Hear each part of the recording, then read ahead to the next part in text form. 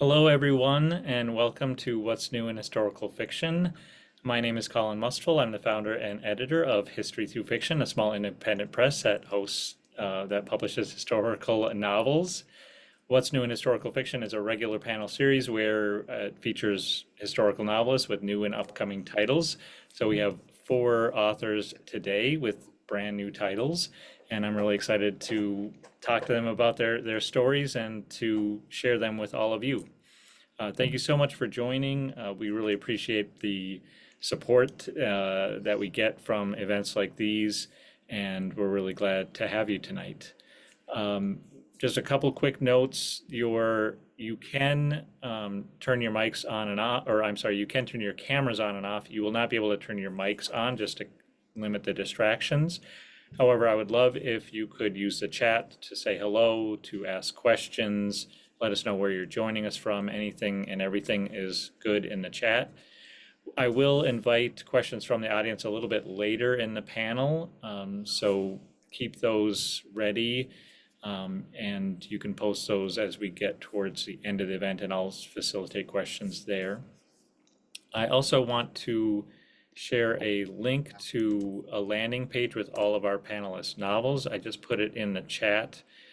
And if you go there, you can find each of our panelists' novels with a synopsis and a link to bookshop.org. We support bookshop.org because they give a percent of the sales to independent bookstores. So without further ado, I'm going to remove myself from the screen and we'll welcome our panelists. If Kristy Cambron, author of The French Kitchen, if you could say hello and let us know about your novel. Hi, everyone. I'm Kristy Cambron. Great to be here tonight. Lovely to see everyone here. I write historical fiction for HarperCollins, and this is my 11th novel, The French Kitchen.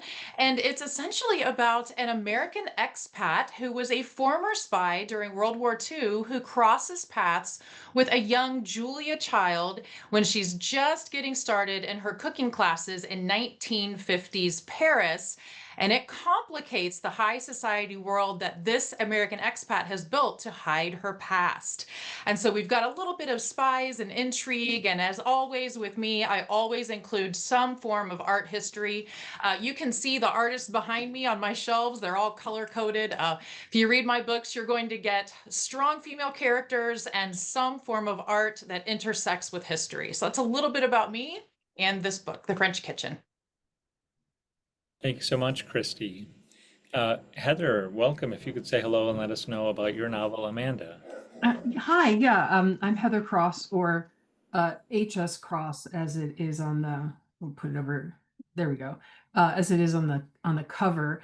My novel is. Am I trying to get it in focus here? There we go. Amanda, and this is my third novel, and I don't know if I should hold it up here. I'm gonna set it down now. Um, and This is a literary love story, and it's set in 1926 England. And it's very much in the shadow of the First World War, and also of kind of the Easter Uprising and all the conflicts that are going on in Ireland. And the male lead is English and the female lead is Irish. And so that's the conflict in the love story and the setting that they're in. Awesome. Thanks so much, Heather. Uh, Jill Hall, if you could say hello and let us know about On a Sundown Sea. Hi. On a Sundown Sea, a novel of Madame Tingley and the origins of Lomaland. It's biographical historical fiction, so I've spent 5 years researching it and writing it.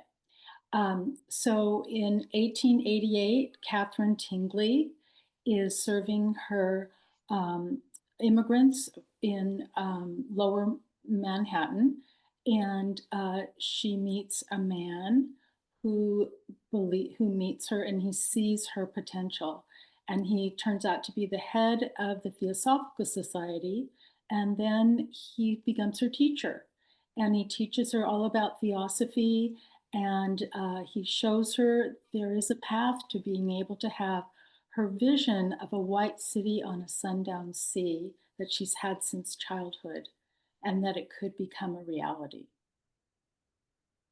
All of that is new to me. I had not heard of any of it until I took a look at your novel, so I'm excited to learn more in a little bit.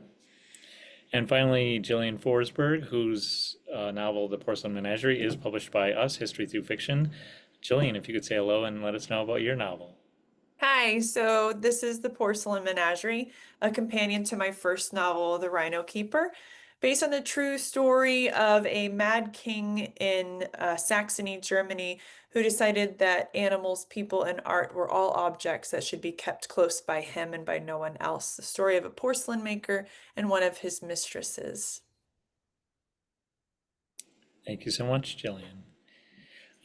Kristy, if we could go back to you, you have a dual timeline with the French Kitchen that aren't separated by a lot of time. Can you talk about why you wrote it that way and how the timelines connect?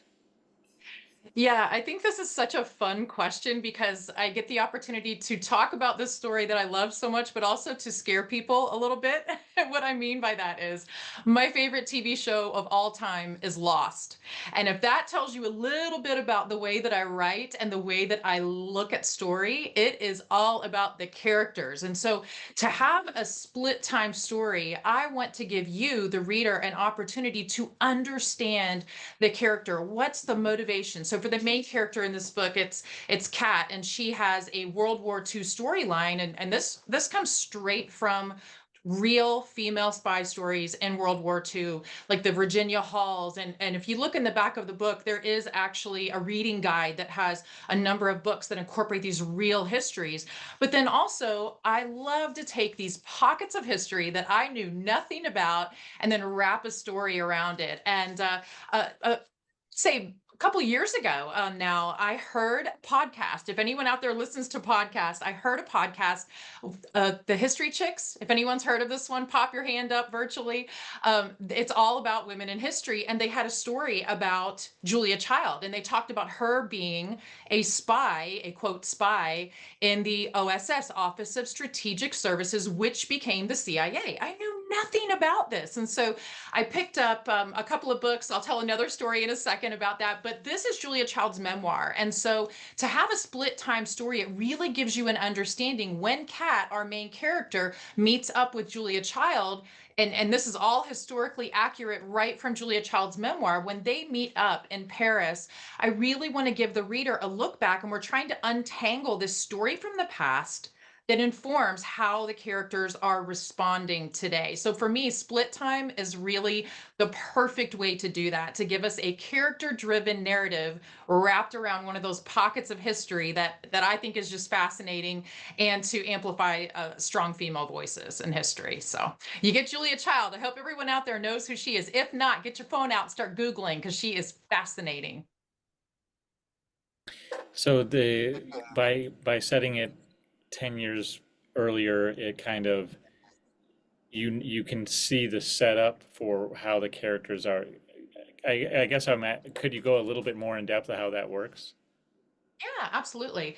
Yeah, so for Kat, she is recruited into the American OSS, the Office of Strategic Services, and frequently they would recruit siblings. And so her brother is recruited first, and I'm not giving any spoilers, it's on the back of the book, okay? But her brother is recruited first, and he actually goes missing in France. And so she's recruited as someone who has an education. She's a linguist. She actually grew up in her father's auto body garage, so she's also a mechanic, and she has something in her that actually would be seen as a disability, but it really becomes her superpower. She's deaf in one ear, and she learns to read lips. And so you have all of these skills taken together. She's recruited into World War II, and then as we see in the story, 10 years later, it's starting to unfold when she meets Julia Child in Paris in 1950s post-war, and she it starts to untangle these experiences that she had as a spy working as a chef in a Nazi controlled chateau in northern France. And so to intertwine the stories, for me, it's just really a fun way to give the reader introspection into what happened in this character's past and what is she trying to find out? What is she trying to figure out? And for Kat, it's what happened to her brother during World War II. And because Julia Child worked in the OSS as well, we get those stories crossing in a really unique way. Nice. So she's really able to utilize that skill set. Yeah, absolutely. Heather, let's talk about your book and your characters, Marion and Jamie. Where do they find themselves at the outset of this novel? You said it was 1926 England, is that right? That's right. Yeah, they're in London, and I said at the beginning it's a literary romance. So as the story opens, they're apart. They had been together a few years earlier, and then there was a split, and so we're at the kind of boy has lost girl phase of the love story. But Jamie, they're both in their 20s. He's about 28, she's 26. He's English. He's an Englishman, kind of this English public school, in other words, boys' private boarding school, Oxbridge type of class.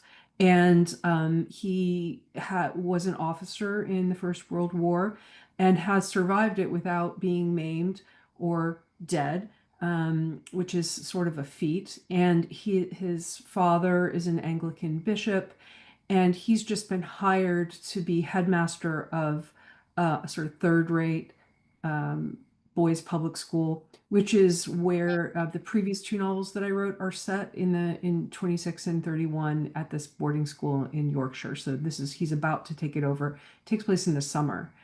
And so in this summertime, he's getting ready for this career, but he's trying to find Marion, who had vanished a year before, and now he knows she's back and she won't see him, and he doesn't know why.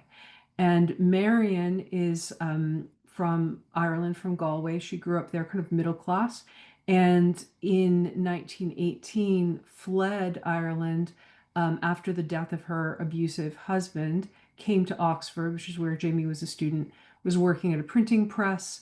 And then a year before the story begins, she flees to Switzerland and then comes back. And in the present moment, she's a governess in London. So that's kind of where they find themselves. And a lot of the action of the engine of the love story is sort of working through all of these obstacles. Most of them are internal, and reckoning with their own past together and separately, and all of the difficult things that they've been through. And instead of it being kind of this dual storyline or something like that, it's really a spiral, and meaning that they come back to similar events again, and the past and the present are really porous together. And that to me was how the human mind works. And also when you meet someone, you don't get the original story right until you know them better, even if it's the first thing that happens. So it was sort of an organic structure that way. So that's sounds like a very rich for character type of, character-driven novel. I'm curious, what inspired you? How did you find these characters? How did you meet these characters and decide to write this story? Well, I met them from the other books. They were together in one of the other books, although minor characters, and a lot of the other points of view characters in the other books like hated her and thought why would he ever marry her? And I thought, well, I don't know, why would he marry her? And then as I got to writing her, she was one of those characters that just was like a live wire immediately the very first time I met her on the page. And I was like, wow, I had this all wrong. She's amazing. It's a really sparky relationship. This is so hot and no one knows about it. It's so secret to them. So that was that. But in the end, I really loved that period. I love that interwar period in Britain. It's so transitional. Um, and for the two of them, a lot of the trying experiences are, I don't know, I try to avoid the word trauma because it's so overused, but traumas that they have been through personally Some of them are shared with the society, like the war, Ireland, and some of them are just very personal to them.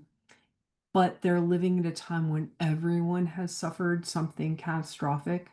And that was kind of exciting and not as isolating as those things could be. So there's a lot I liked about the period for them and the way that it informed their very private, personal stories. But that's just a start. Let's go next to Jill. So you have this book about Catherine Tingley, William Q. Judge, and a place called Loma Land. Am I saying that right? Yes. Uh-huh. Okay. So tell us about who those people are, and I'm really curious to know about Loma Land. Loma Land is right here near where I live. And I grew up with rumors about who Catherine Tingley was and what happened there. And so I just wanted to know what was the truth. Supposedly, she was a medium and a clairvoyant. She grew up in Newburyport, Massachusetts, and her father was appalled that she had these visions, and he thought she was making up these stories. But her grandfather, who was a Mason and also a transcendentalist, he believed in her and really helped her to find that she could maybe someday find that path. And so William Judge is the founder of one of the founders of the Theosophical Society. And so after he was her teacher, and after he passes, she becomes the head of the Theosophical Society. And through all sorts of esoteric and coincidental and synchronistic ways, she finds out that where Loma Land is supposed to be. And it's a barren place in San Diego, California, in Point Loma. And so she moves in 1900, moves the New York Theosophical Society headquarters to San Diego, and starts a school and a big community. At one point, there were 500 people living there and 500 acres. So it's pretty wild. And tell me, I feel a little ignorant, but what is Theosophy. So when I started this Okay. research, I had no idea how to say it, pronounce it either. So, Okay. so it is based on ancient wisdom and esoteric truths, and also the unity of all religions. And it's a philosophy, not a religion. And it's focused also on reincarnation and karma, and humanitarianism and brotherhood of man. And how strong is that philosophy today? Well, evidently, I didn't know when I started either. There are thousands of theosophists still all over the world. And so there is a community. They just had a big conference in Vancouver, Canada, where people came from all over the world to meet. And one of my subject matter experts was on a panel there. So I've learned a lot about everything having to do with theosophy and Loma Land. And it's been very exciting to be able to share that in my novel. Yeah, wow. You mentioned a subject matter expert. Maybe we can talk a little bit more about that later in the panel. But let's go to Jillian. Jillian, I published your book. I've now heard you speak about it several times. I know, so I want to try to get a new angle. So you have Johann and Fatima in this dual timeline. I wonder if you can kind of, well, first of all, for those who don't know, tell us who they are. But I'm curious, because their timelines intertwine so much and their stories or narratives are somewhat alike in that they're both under the thumb of King Augustus of Saxony, but also how are their stories different? Sure. So Fatima Kahraman was a real woman living in the 16th the 1600s and 1700s. She was stolen as a child as a war prize, and she was about 5 years old from Turkey, which is absolutely devastatingly sad for us to think about. She was passed around from royal to royal, essentially as an object, until she landed in the court of Augustus the Strong. Augustus the Strong really liked her, and she had two of his bastard children, and she got a lot of beautiful things, but lived quite a sad life. A historian who wrote about her said that anything that could be written could be true because there's so little known about this woman who had the king's bastard children, and that just gripped me the moment that I heard it. Johann Candler, if anyone knows anything about porcelain, is one of the finest porcelain sculptors in history. He was basically the best sculptor in Meisen's porcelain's factory for about 50 years, honestly. And they were both under the thumb of King Augustus because King Augustus wanted things from them. From Fatima, you can guess what he wanted. He wanted her to bow to his every whim and fulfill all of his desires. For Johann, he wanted something no king could have, and that was white gold, which was porcelain. They were the same because they couldn't always provide what the king had in mind. They were different because being a man and being an artist under a king's thumb, where you have a goal and a place, and you have wares that you can sell, and you have a tangible skill set that is seen as valuable outside of just the king himself's opinion. That's hugely important for anyone who's not born into royalty. But Fatima, as a woman whose skill set was seen as something more like a handmaiden, her story to me is much more tragic because as many of us know when we read about the past in A King's Mistress, there's very little that she could do to prove her worth as a person besides what she did for him.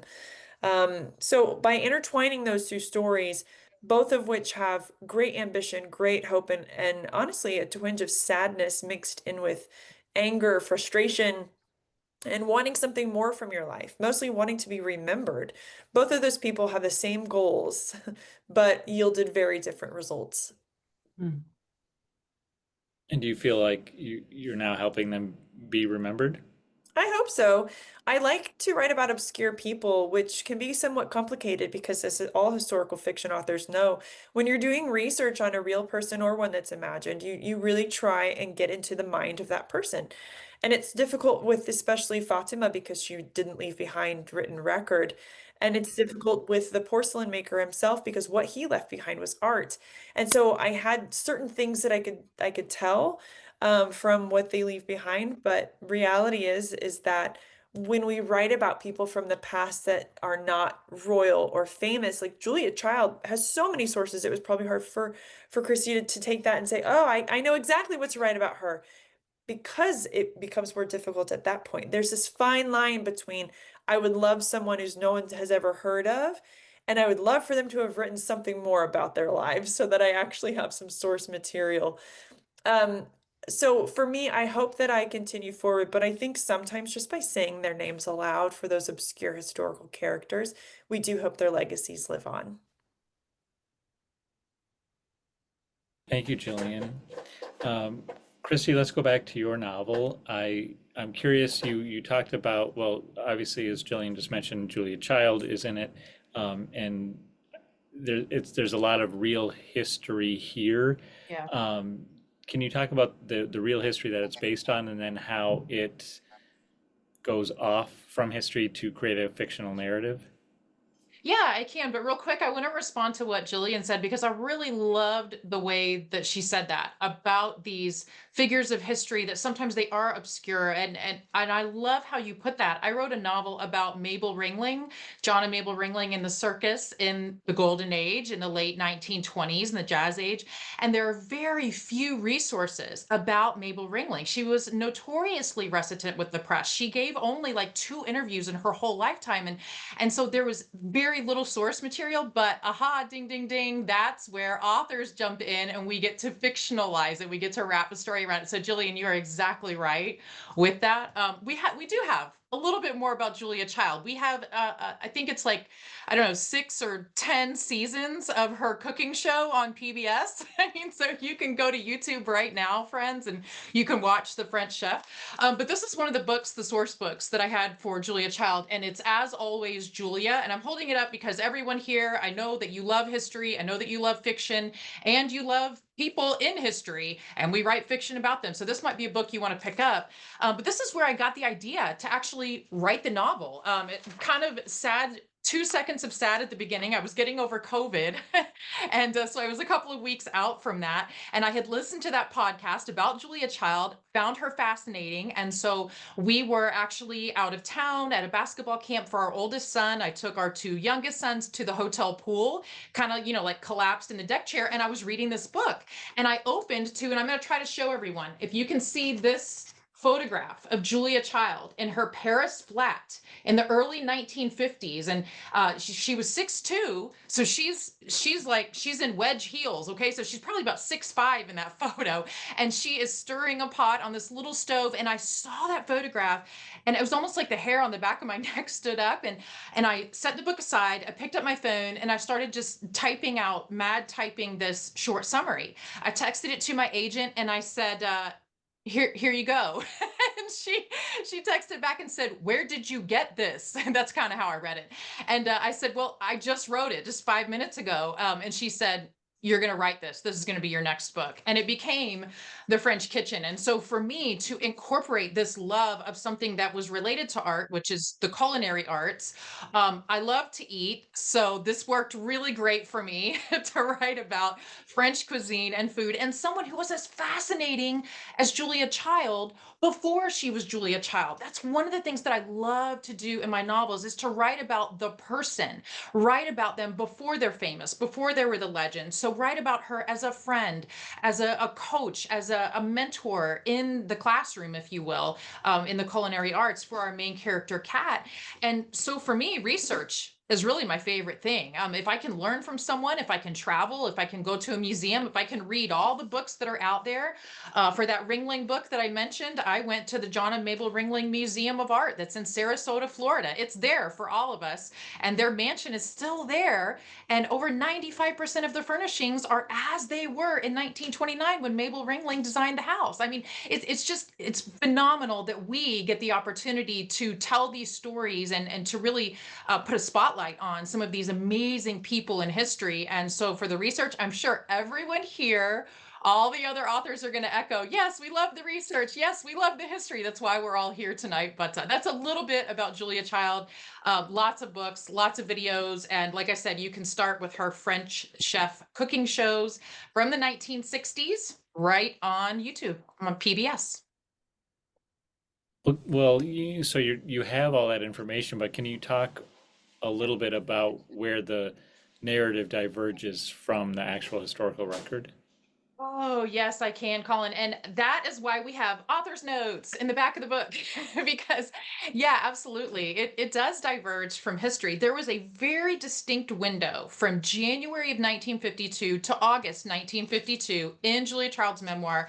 And I thought, okay, this is perfect. I can drop my character story right down into it. So the entire World War II storyline for the main character, the female spy, Kat, for the different people working with her, that is all fictional. So as far as I know, there is no one who met up with Julia Child in a World War II cookery class who was a former spy. But hey, it could have happened. I wasn't there.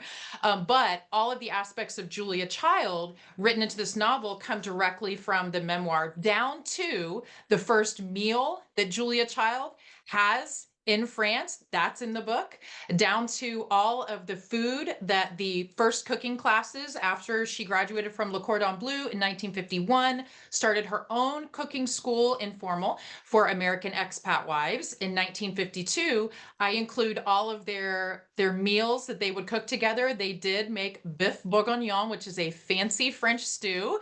They made coq au vin. They frequently made banana tarts. And in one of my book events, there's actually a woman who lived in Paris for many years, and she talked about how after the war, post-war, that bananas were actually kind of hard to find. And so I thought, well, that's interesting, because they did talk about making banana tarts. And so to be as historically accurate as possible, taking these original source materials and just dropping them into the novel, I do try to tell you in the author's note where we bend history a little bit, because that's always pretty important to me. Well, sounds like you could really go into a lot of detail on exact type of food, all the little things. That's incredible. I can't imagine Yeah. how your notes must have looked like before writing the novel. Yeah, and I had to do tons of research, which means eating macarons and eating French pastries. I mean, like, this is a really hard gig that we have here, but I had to do it for research purposes. I'm a worker, so I did it. Well, Heather, let's talk some more about Amanda. You have, would you call it a historical romance? And how does the romance fit into this history? Yeah, it's interesting because hearing all of y'all talk about all of your research, and especially that there are real people that are figures in your stories, I feel like a little bit of an odd duck out in that the research that I did, um, I ended up just kind of blurring out all of the reality. So there are things that in these characters' backstory, like one person, well, Jamie is captured and is in a German prison camp for a while. And I kind of lifted that experience from Alec Waugh's diary of being at the Citadel of Mainz. And also the kind of like war hospital stuff are sort of based on real people. But I always feel kind of intimidated with the real historical record of like, I'm never going to get it really right. So I just blur it and fictionalize it and take it like that. But the romance, it is I kind of hesitate to call it a romance because it isn't a capital R romance, but it's a love story. And I mentioned earlier that a lot of the griefs that they have are shared with society at large. Um, but also, as they are trying to come together, they're coming together in a society where the roles of men and women have been really blown up by the war, and a lot of sort of just what Britain and Europe thought they were was destroyed by the war, all of that destruction. And so there's a sense of everybody kind of making up new values in a way or trying to rediscover what they are going to value, whether that's religion, whether that's relationships between men and women, um, and and also their relationship to their own personal past, but to a historical past. Like, does the disillusion and nihilism that's the response to the First World War, is that the dominant reality, or can there be hope? And when you meet someone and fall in love, there's a sense of hope. And so these two characters are wrestling with which of those are they going to really trust in, as they work through it. Do Does you, that sort of answer the question? it does. It made me think if do you see any of that reflected today as we kind of reanalyze who we are and who our own histories? Um, yes. I mean, I think that maybe people are always doing that. Um, I really, I was often asked, like, why don't you write in the present? Maybe your work could be so much more commercial that you just be in the present day or something.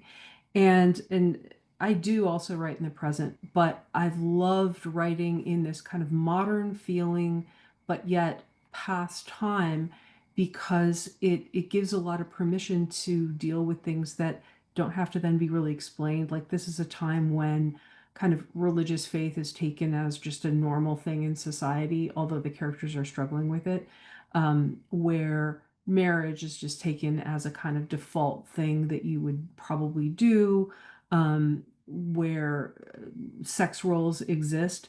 And so I can just sort of deal with those things and without having to like sell it to the audience as a thing worth thinking about.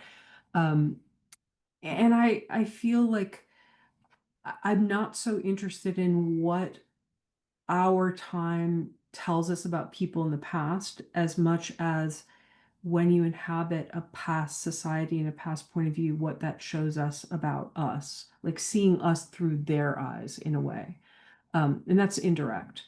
But yeah, I care a lot less about what we think about them than about what their life reveals about us.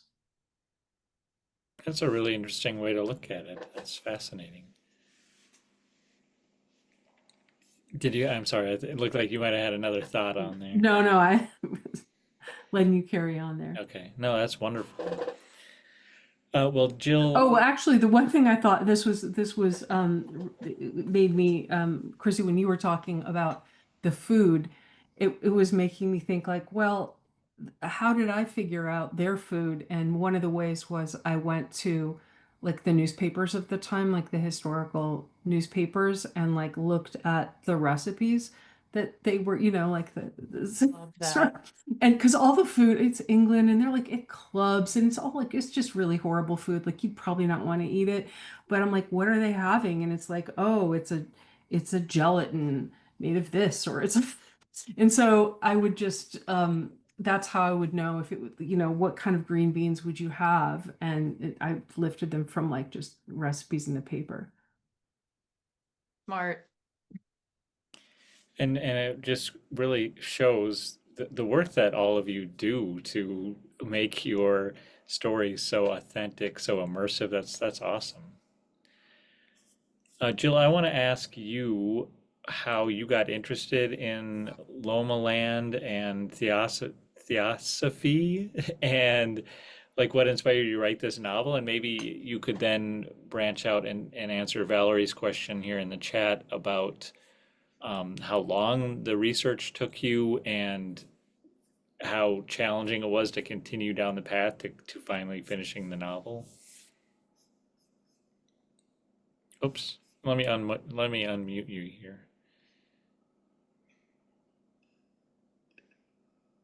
There you go. So I grew up nearby where Loma Land is now, which is part of Point Loma Nazarene University. So it's a university now.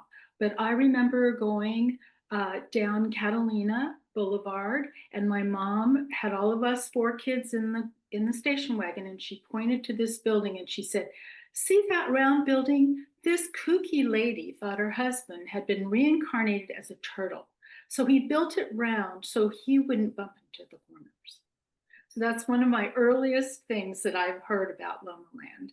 And then I started to hear lots of rumors as I grew up that they had done lots of seances there, and that there were rituals that were unchristian, and that they were really wild. And so I decided I wanted to find out the truth.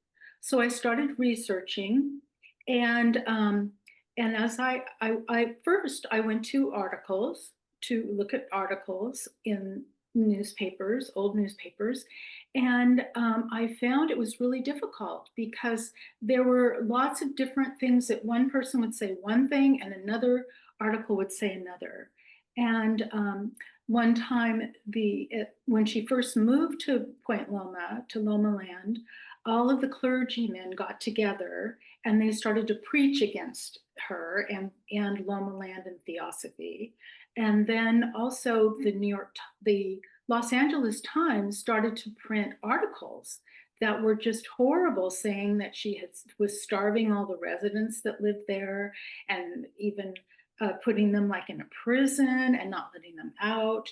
And I wanted to really I just felt like that just didn't feel right to me. And so I was able to, I couldn't even believe the paper. So I started to, just through different synchronistic ways, I met a gentleman whose parents actually grew up at Loma Land with Catherine Tingley. And he was, as I said, my main subject matter expert. And he really helped me understand what was real and what wasn't. And also from the reading, I found out that Theosophists they believed in reincarnation, but they felt once you were a human, you were always a human, that your soul came back as a human. So obviously the turtle story was not true. And but a lot of Asian religions do believe that you can come back as an animal. Valerie had a question, and research. So I spent 5 years researching, and it was really amazing. I wanted to know what her childhood was like. And she had grown up on a place called the Laurels in Newburyport, Massachusetts. So I contacted them there, the museum there and the library, and they'd never heard of her.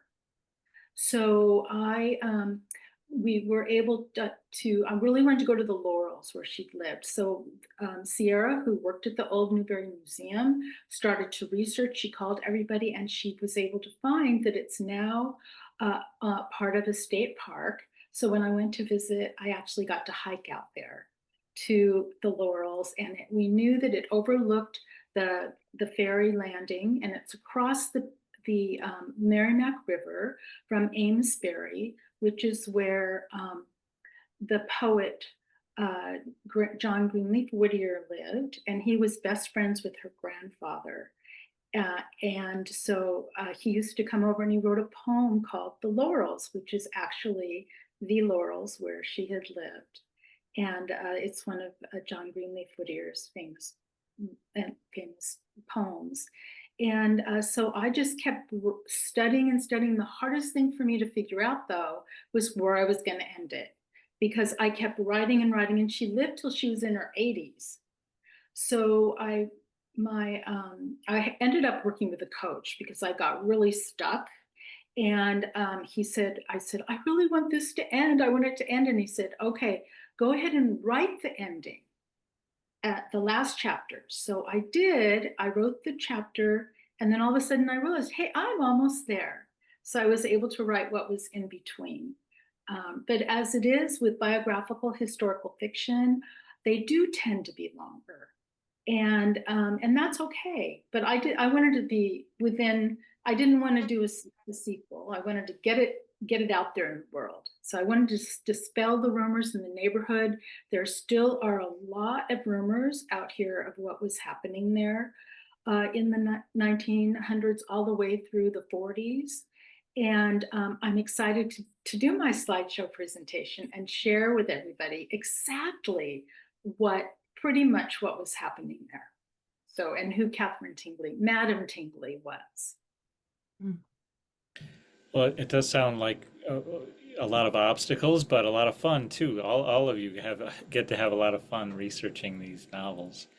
And what you just said remind me of what Jillian, don't you write the ending first all the time? Maybe you should start doing that, Jill, for every novel. Well, but I always feel if I wrote the ending first, then I wouldn't want to keep writing, because I like to find out what's going to happen. So it's great. We all have different styles of how we do it. That's how I write as well. I write the first scene, then I write the last scene, then I write the middle. Yeah. Good for you. Maybe you guys don't take 5 years either. That's why we go so fast. But this is my 4th book, and the other books it's a trilogy. And when I started, I had no idea it was going to be a trilogy. It all kind of flowed out there. So yeah, but it's all great that we're so different in our styles. Yeah. Well, thanks, Valerie, for that question. I want to invite more questions from the audience now. So if anyone has a question for our panelists, go ahead and post those in the chat. I'm going to post a link to that landing page one more time if you want to pick up one of these novels or just take a look at it a little bit further. Let's go next to Jillian. This might be kind of a selfish question. So Jillian published her debut novel with us, the Rhino Keeper, and it did well, and it was a 2025 Kansas Notable Book. I'm curious what you learned about the process, not just, we're not talking craft here, but what you learned about the process of getting a book out there that you were able to use for your second novel, The Porcelain Menagerie. Well, I way overwrote The Rhino Keeper. I call my original version of it the director's cut because it's 148,000 words long, which is far too long for most people to want to take a look at it. And so I know now that sometimes if you need to write backstory, you can do that, but that might be for the author. And your reader may not need to know every single detail about your main character's childhood, but you might need to as an author so that you know their full motivations and things like that.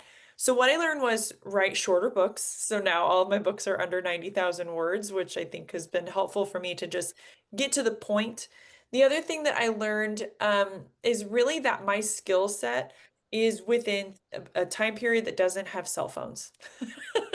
I I find it much more enjoyable to write in a time period where there's no phones at all, actually. So I'm definitely like a pre-20th century type of person when I write. And I've also learned so much about what makes a compelling character and a compelling climax. And for me, I like to have a little darkness intertwined with the good in all of the histories that I find. And so I have to make sure that I have those moments of real drama and then a little humor or a little break or a little beauty, for my readers to be able to go up and down the roller coaster ride with me. I've also realized that I don't think I'll ever be able to get away from writing about true stories. I'm brainstorming a couple ideas now, and one of them doesn't have a real historical figure in it yet. And I'm like, nope, I can't do it. I have to find a real historical figure, or I'm not ever going to be able to figure this out because I need to know who they were. So I think those are some of the things that I've learned, and I think the most valuable thing that I have learned is that you could write a book 5 years ago and it gets published 10 years later. Like it's all just so slow. But I think that that means you have time to work on your craft and your next stories in between novels. And you're using those lessons on future books, it sounds like. Yes, I am. I have one in edits, one that is 20,000 words deep, one that is outlined, and one that I always say this is knocking at the door of my mind and it's never going to leave me alone. So Do the You're rest gonna of you, so Jillian just kind of outlined having several projects in the works. Do the rest of you work the same way or only one at a time? Anyone can I'm jump. I'm working on my next novel now. It comes out in spring of 2027. It's not titled yet, but it's a take on, if you've seen the show Mad Men, it's a take on Mad Men meets Lessons in Chemistry. So it's about, it's inspired by a real person, Mary Wells Lawrence. She was just a trailblazer on Madison Avenue in the 1960s. She was the first female CEO on the New York Stock Exchange, and she came up with the tagline, I Heart New York. Amazing like that. And so this story is about a female CEO who comes in to take over an ad agency in the 1960s that typically caters to products for men. So I'm just having so much fun researching that whole Mad Men ad world. You've got sexism in the 1960s, you've got the racism, you've got everything that's going on. You're entering into Vietnam, you've got the fashion, you've got the culture, just everything is happening right now. So all that to say, I'm having a blast writing my next novel. I'm working on it right now. Sounds I'm awesome. working on I'm working on a present day campus novel that's set at kind of one of those newly created, reimagined colleges. Sort of like what is the part of this conversation of like what is higher education, and so it's at an imaginary one of those that is like a throwback where they're sort of studying the matter of Britain in Anglo-Saxon literature and all that, but in Detroit, Michigan. So it's kind of set in the cradle, like the wastes of former Motown, but they're studying like ancient Lindisfarne or something. Um, so that's my next project. So for me, I feel like I need a break from novel writing. I've had in the last 10 years, I've had 4 books come out, and this last one just, so I spent every second working on it for 5 years, and I really feel like I need a break. So I wanted to take some time, and I'd love to publish a anthology, a collection of my nature poems, and maybe write a book called that's based on my philosophy and my blog posts, Creativity, the Art of Practicing a Creative Lifestyle. And so I don't want to ever write another novel. However, all of a sudden, the first chapter of uh, my next story, if I was going to write it, from my series, would be the 4th book in that series. And my whole first chapter just came to, whoosh, And I started writing and had to start writing. You know, you can't wait. You've got to grab your journal and just get it going. And so it's there and it's waiting, and I'm just trying to push it aside because I want to have a life for a while. Yeah, it's quite a commitment. Yes. Well, we've got a couple questions here. Greg asks, historians write narratives and fiction authors write narratives. Do you find the two parallel closely? If not, which is more important for your work? So, I think there is a narrative structure in both, but obviously they're not the same. Anyone want to comment on that? Well, for me, I feel like writing fiction is much more my style. I'm also a poet. And so if I was writing just straight history, I wouldn't be able to use my poetic language or let it flow the way I want it to. So I think that they're both really important because the history books that I did read in my research were really helpful. So I think they're both equally important. But for me, I'm definitely enjoy writing fiction. I can speak to that too. So I have an undergraduate and a master's degree in history. And for me, all of the work that I did in my graduate degree and in my undergrad was writing historical narratives. And I often found that including plot and this actually storytelling, which is why we have history anyway. I mean, either it's oral storytelling or it's written document. We do find that telling true stories in a compelling way, whether that's through writing or literally just sitting around a campfire and telling how our grandfather crossed the Potomac, you know what I mean? Those things are done better in a passionate and energetic way. So I think that the question that we really have to ask ourselves is, am I telling history in a compelling enough way for my readers or my listeners in some circumstances, or even my child when I'm telling her about what I did in high school, to be able to listen to me in a way that makes her want to tell the story again when she is old enough to do so. They're intertwined, they're interchangeable, and for me, I can't separate one from the other. Mm.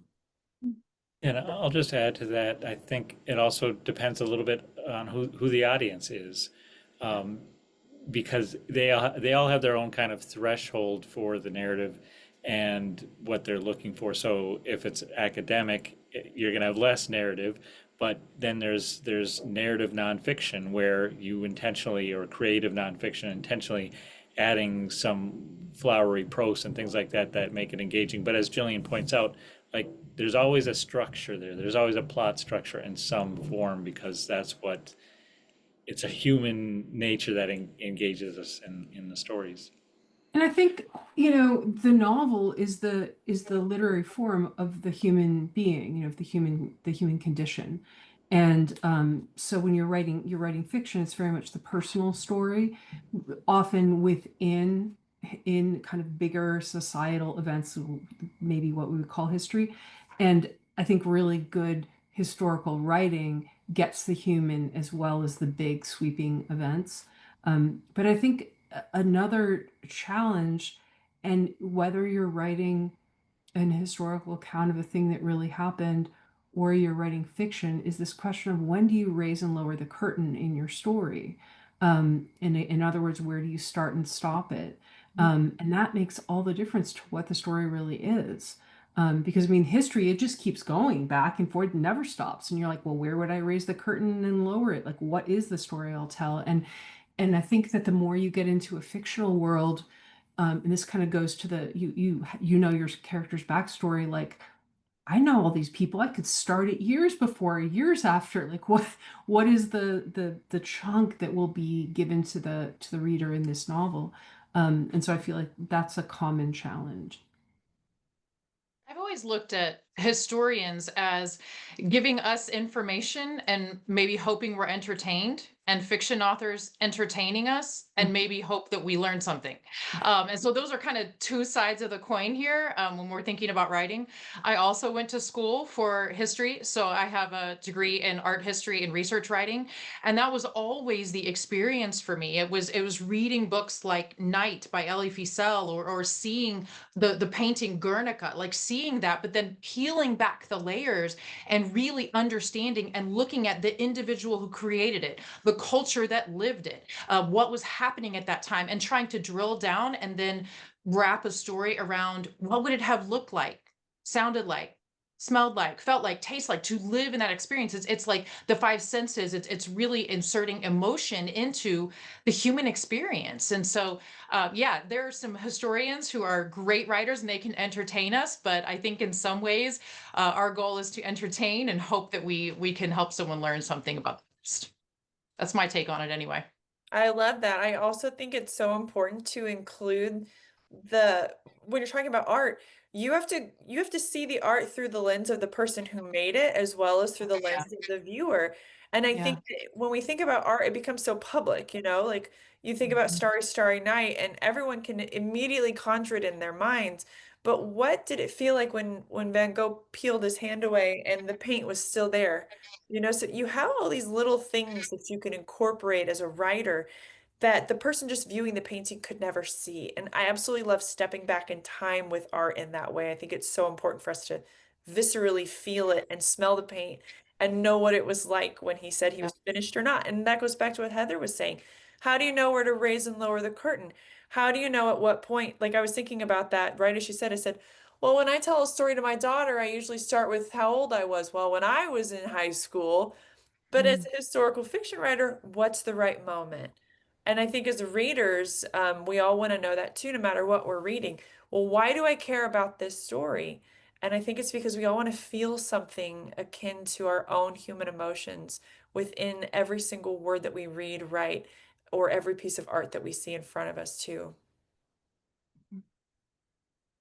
I'm going to watch all of this back. All of you have given so much great insight. This is fantastic.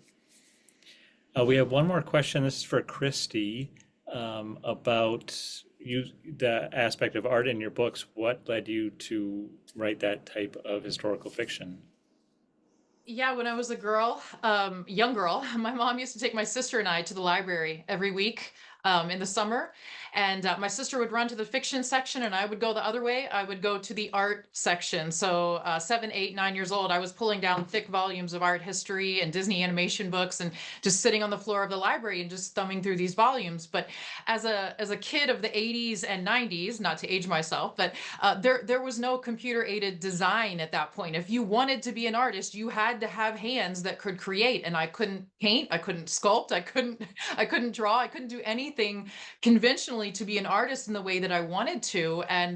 But I just knew I loved stories and I loved visual storytelling. So I did the thing that you're not supposed to do when you start college. I signed up for like a 300 or a 400 level art history class. I think it was something wild like Japanese art or something really hard, and I walked in and that was at Indiana University. And my professor was at the front of the room. And I just remember seeing the way that she talked with the students and the community. And I just felt this whisper on my heart, like, you're home.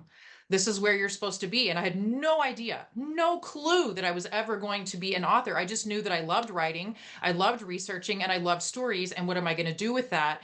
And it's funny now that I have these hands that can't paint or sculpt or draw. And we talk in my family, we say that now, okay, now it makes sense. I get to paint with words. So for me, there's always some form of art in my novels, be it ballet and the Italian ballerina. This novel right here is fashion houses during World War II, like Coco Chanel, and so fashion. The Paris dressmaker. I mentioned the ringmaster's wife, the circus. So just any form of art, and then again in the French kitchen, it's the culinary arts, and so it's how art brings people together. It's in the same way that travel or food or music and nature, so many things can bring us together despite our differences. I love to hone in on that. How can art, this human experience, affect all of our experiences? And so, yeah, that's just in a nutshell how I came up with art. And then again, you can kind of see over my shoulder, I'm living it. There's color coded everything in my world. So it's still going on. That's a great story, Kristy, and that's so wonderful the way you're able to do that, even if you can't use your hands in the traditional way. Well, we're coming up on the end of the hour here, so I want to wrap things up. Before I do, I just want to thank our panelists. This has been awesome. Congratulations on your books. Once again, if anyone wants to check out those books, you can find them at that link or wherever you buy your books, maybe your local indie bookstore. I want to thank everyone for attending. We really appreciate the support that you give us as an independent press just by showing up and hearing these authors speak. If you can't afford to buy the book, get it requested from your local library. Talk about it on social media. Anything and everything helps to get these amazing stories out there. So the last thing I'll ask here before ending the panel is like, what's the value of historical fiction? I think some of you have kind of covered this already, but Jill, you talked about doing 5 years of research, and Kristy, you talked about Julia Child and all of that source material that you got. So it would be just as easy to write history instead of historical fiction. So what compelled you to say to make it a narrative and to share history that way? Kristy, why don't you start us off? It's the art of the human experience. It's something that is so rare and so unique, and 100 people could read the same novel and take away something different. And that's the beauty of fiction. That's inserting the emotion that we have, and it's just the human experience, and can't get enough of it. As you can see, we all have books. We all have books behind us. Heather, how about you? I think I get a lot of comfort from feeling that, we're standing in a river that's been flowing from the past, and that we're not so different from everybody in the past. I mean, we are and we aren't, but I think that our present culture, the big temptation is to feel that the present is everything. Everything has to be about us now. We live in the most different time ever. It's never happened, and yet we're in so much continuity with human beings in the past. And I kind of love experiencing that. Yeah, I hear the word unprecedented, nonstop. Everything can't be unprecedented. Yeah, it's precedented. Right. Jill, how about you? Well, I mostly wrote this novel because I love to write, and I really wanted to clear Madame Tingley's name and have people know about her and how wonderful she really did do a lot of wonderful things. And you feel like you did that? I feel like I did that. People are really responding in a positive way that, oh, I didn't know that before. And they've heard all the rumors too. So I'm feeling really, really happy that that's how it's coming across. Nice. And Jillian, how about you? What's the value of historical fiction? For me, I just have this insatiable curiosity. And if I can't figure out why something happened because there's no record of it, I would like to fill in the gaps with my own imagination. And I think that there's such value in understanding that, like I said, the most common person could have the most remarkable story. And just because they weren't royalty or super famous or not loved by masses doesn't mean that we shouldn't remember who they are as a human being. And the same goes for all of us. I mean, as artists ourselves, I think it's so important that we tell people who are readers, like, you have a story that needs to be told as well. And if you have the chance to write down anything important from your life, do it, because there's going to be someone in the future who looks back and says, wow, look at this amazing woman who wrote this historical fiction novel. And that could be about any of the four of us. Definitely. Well, thanks again to our panelists. Congratulations. And this has been a wonderful conversation. And I want to thank everyone for attending, and I hope you have a wonderful rest of your evening. Thank you, everyone. Thank you. Night.